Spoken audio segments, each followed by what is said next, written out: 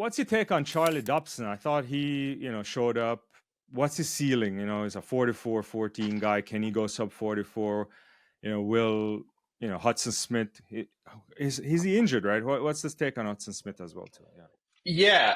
Well, I mean, firstly, it's exciting. I think pretty not since the 1990s where you had the Yeah. Ewan Thomases and Roger Blacks of this world. Blacks, Have you yeah. got two British 400-meter runners coming through? I mean, I actually wrote an article 3 years ago for AW, essentially saying, where on earth are our 400-meter guys?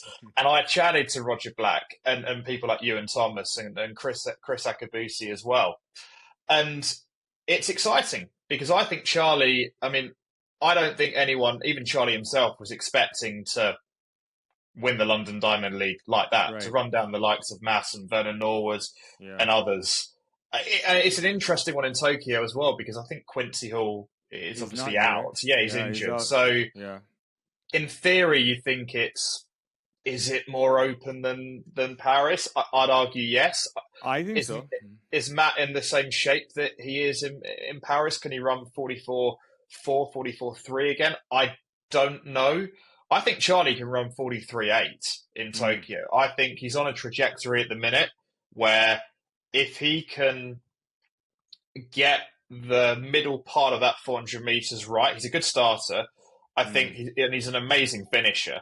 And it's like he's a 400-meter runner that you don't know has got lactic. He comes across as someone who's already got, stuff in the bank when he needs it in that final 100 meters. But he at times can get a bit drawn into the race and can be a bit far back to the top guys right now. And obviously, you don't want too much of a gap if you're going to make up that time in the final 100 meters. I think Charlie can get a medal in Tokyo. If he runs well, if he can run 43-8, I think that could be enough for a medal. And I believe so too this year because, it's interesting. Nene has the fastest time in the world this year. There's no Quincy Wilson, who also had a 44-10. He got knocked out early in the first thing.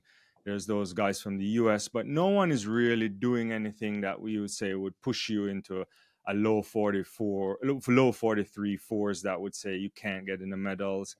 I don't know what we'll get from Karani James. He might pop up and do something, but he's at the end of his career. Certainly the guy from Bahamas, Stephen Gardner, he's been plagued with injuries. He pulled up a few times, I think even on that Grand Slam thing. So I think it's wide open. Yeah, Matt, I've said this I was actually on BBC Radio London a few weeks ago, and I said to the guys there that I think Matt, fitness dependent, can win the gold medal in Tokyo, but the fitness will be the big determinator of that because his top end is, for me, the best in the world out of the guys right now, given he got the Olympic silver medal and Quincy Hall's not there. But at the same time, we'll see.